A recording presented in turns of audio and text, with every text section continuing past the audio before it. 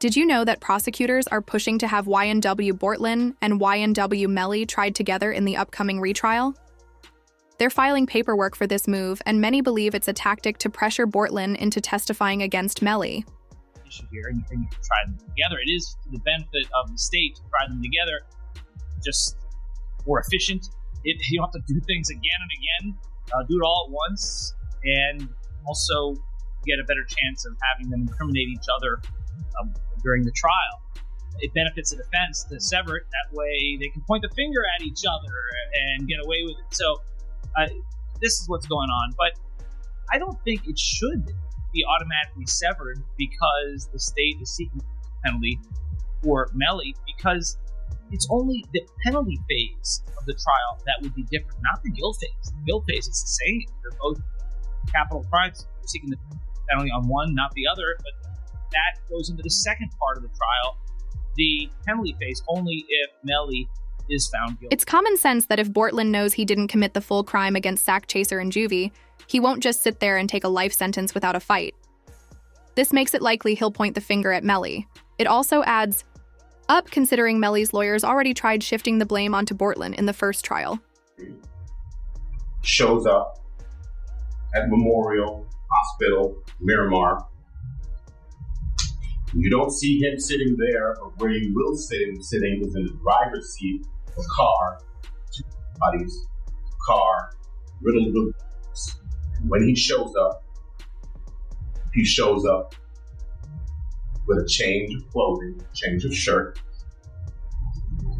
powder residue on his hand, evidencing that he is a firearm. And he lies. He lies about where the incident occurred. He lies about how it occurred. And he lies about not having the phone. I think it was Miss Bradley herself who said, everybody had the phone in the pocket, not Portland Henry. He revealed that it's always been Bortlen who has lied to the feds. Bortlen was the one with gunpowder residue on his hands and was caught with Juvie and Sack Chaser when they passed. A forensic scientist in the first trial even confirmed that Bortlen had residue consistent with someone who discharged a firearm. So the right hand of Portland Henry contained two component particles, and the left hand contained one particle characteristic of tar residue and one two-component particle. Okay. And can you explain to us what that means? Basically, overall, there was tar residue present on the hands. Bortlen wasn't happy about this, but luckily for Melly, his trial ended in a mistrial. On the same day the mistrial was declared, Bortlen posted a mysterious tweet that read, "Mind games don't work on people like me," followed by a handshake emoji. This could suggest he's accepting a deal with the state. However, this is just the beginning of Melly's recent troubles. Reports have surfaced that his mother announced she started a fan account while he stands trial. She even appeared in an interview to discuss why she did it and how much she has made from it. Why did you decide to break the internet the other day? You saying that you're YNW Melly's mom and you're about to hit fans. Why not? You make money while you sleep, and I turned 40 this year. Why not do something crazy? Did you start it yet though? What? My only? Yeah. How much you made the first day? I just need to know the first day. The first day was pretty epic. It was pretty epic. Give me a ballpark figure. Like 40-ish, 50. One day? Day one. This took the internet by storm. Even DJ Academics shared this about it. YNW Melly's mom has announced that she's going to be starting her own. And I got to be honest with y'all, man. This is perplexing. The reason why it's perplexing is because I can't understand why she's doing this. Your son is fighting for his life.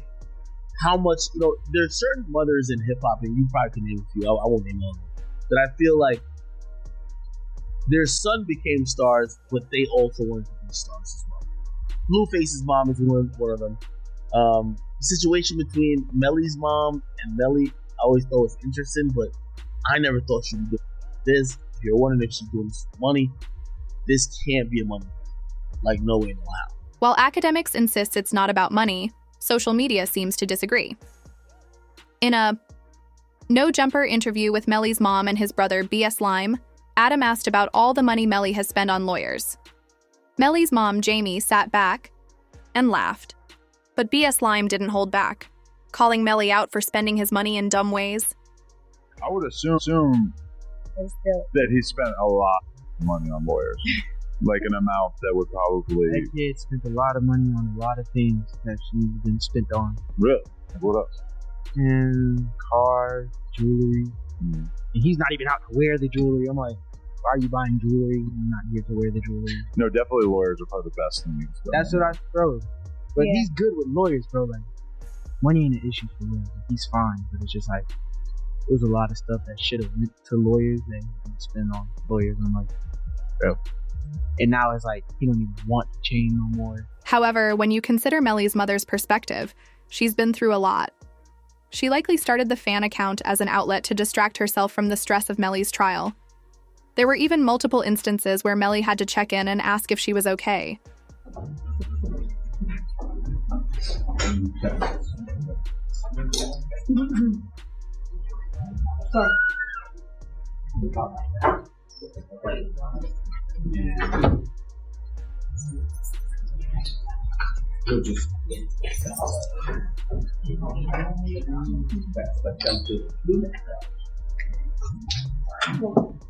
Melly's financial struggles are only expected to worsen with his ex-girlfriend Mariah Hamilton returning to the United States. Reports confirm that Mariah was released from her detention facility after Judge Fee ruled for her release on February. The hearing marked the first time Melly and Mariah had seen each other in person since he surrendered to the sheriff's office in February 2019. When Melly spotted Mariah for the first time in 6 years, he couldn't help but smile, though he tried not to make too much eye contact. Courtroom reporters even noted that he teared up.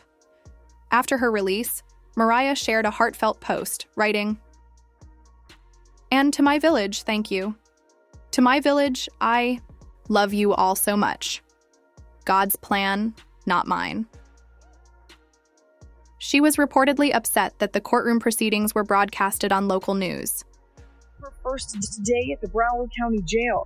She has no arrest record until now.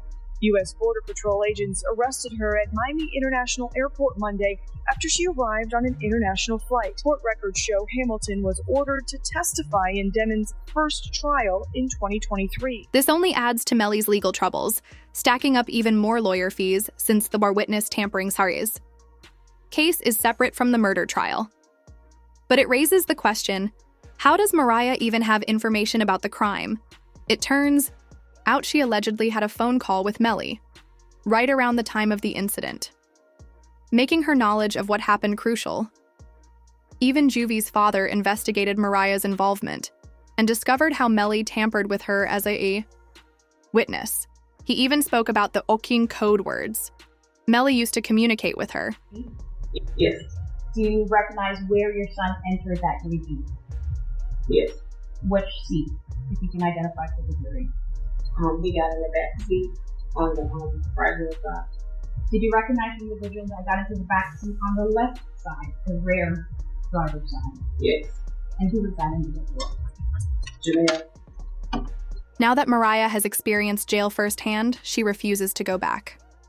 The feds are well aware that she has information about what happened on the night Sack Chaser and Juvie were killed. As part of her deal for release, she reportedly agreed to testify against Melly in the upcoming trial. Investigators have already dug into her iCloud account, uncovering suspicious activity between her and Melly, suggesting he tried to prevent her from testifying in the original trial. This led to Melly being hit with serious witness tampering charges. These charges are so severe that even if he is found innocent in the Sack Chaser and Juvie case, he could still face life in prison for tampering with a witness. Filing 6 mixed new charges against Demons and 2 others who were allegedly involved. The charges include tampering with a witness, directing the activities of a criminal, solicitation or conspiracy to commit tampering, and unlawful use of a two-way communication device. Now, a couple of those charges actually carry a life in prison sentence if there's a conviction. Due to the witness tampering charges, the jail has restricted Melly from having any communication. He hasn't been able to use the jail phones or send mail for several months. His mother, Jamie King, wasn't happy about this and spoke out in an interview saying it's unfair that he can't contact anyone. It was this kind of crazy way that Melly was communicating. He wasn't allowed to use the phone. He was passing notes to people, and then this person's calling this person, and then that person. They like me. They going for extreme measures, trying to cover up or convince people not to testify, like Mariah mom. They was using code words like Rihanna, and they said Rocky's baby mom. The jail wouldn't take away his privileges based on just a hunch, meaning they likely have recorded evidence of Melly tampering over the jail phone. However, this doesn't make things any easier for his mother. In the interview, she expressed feeling completely heartbroken and helpless for her son, saying he's not even being treated like a human in jail. My son has not been convicted of anything, and even other inmates that have been convicted or anything, they have the right to use a telephone. They have a right to just to be allowed to write letters to their loved ones, to receive their mail. They hold his mail, they don't give it to him. This quickly gained traction on social media, with Charleston White weighing in on the situation. He shared his opinion, saying this is exactly how Melly should be living, without any special treatment. You saw Melly's statement, just saying how he's been hurt, how he's scared for his life. As a mother, how did that make you feel? It's heartbreaking. It made me feel completely helpless. Broward Sheriff's Office definitely needs to be investigated. I mean, they are making up their own rules. We've tried to go to court about this situation. The judge really doesn't have any jurisdiction when it comes to the jail, because we actually had a hearing about the mistreatment of him, and the jail they make their own rules. And I don't think that's fair, because I know that they need to answer to someone too. It even caught Boozie's attention, who spoke about the immense stress Melly's mother must be going through. She real, bro. You know, she real. You stressed out. I heard she had a. Yeah, she real, and I reached my hand out to him, cause I'm real. Yeah, I reached out to him, bro. I met his mom, and she a good woman, bro. When I see them mamas like that, it remind me of what my mom was going through. Melly's lawyers continued to argue his innocence in court, telling the new judge, Fiend, that no firearm was ever recovered during the original trial. So the first reading I didn't have, so I can't know which I'm going to use in order to replicate any of my tests. So I can't make tests for this determination because I don't know what was used. Okay. They also presented GPS evidence from the time of the crime, showing that Melly was running down the street, corroborating the timing of a text he sent to his girlfriend. The part of him saying that someone just shut the car up and was trying to shoot him. So I asked him if he was okay, where he was, and he's like, there's a car coming behind him, and I'm hiding. He was like, there's some, there's some, I think they're still out here or something. So I'm like, are you okay? He's like, I'm okay. I said, well, where are Zach and Judy? And he said, I don't know if they're in the car. I think they're...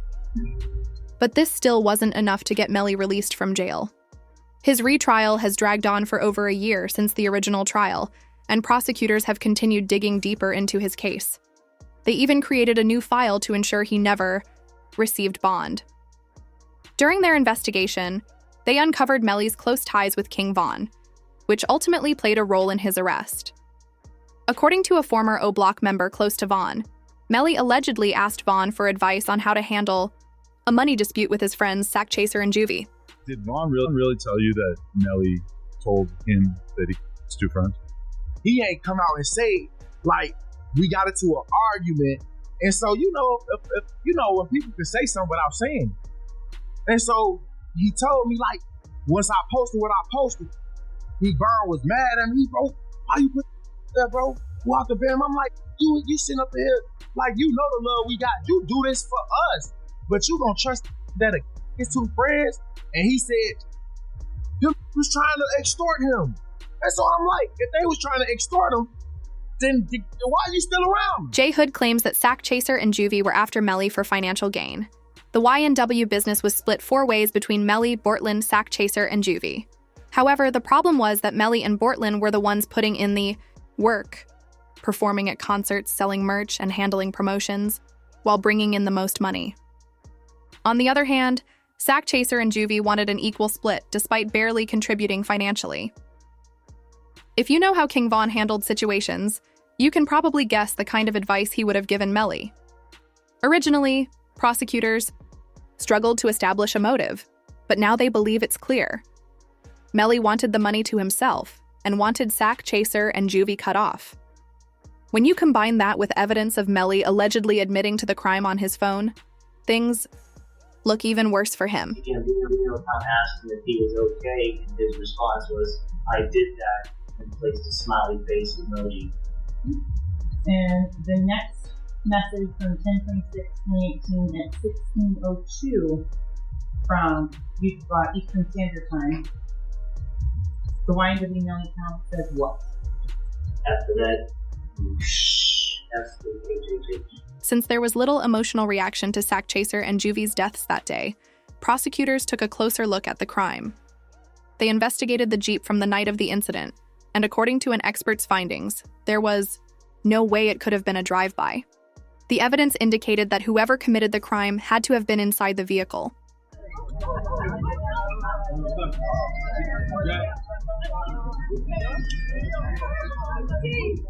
Melly still turned regardless of what happened this early morning. He's still out here being very positive. Turned still. Hey! The dog still turned, regardless of what happened. You already know. With confirmation that the crime was committed from inside the car, prosecutors had Juvie's mother identify who was sitting in the back left seat that night.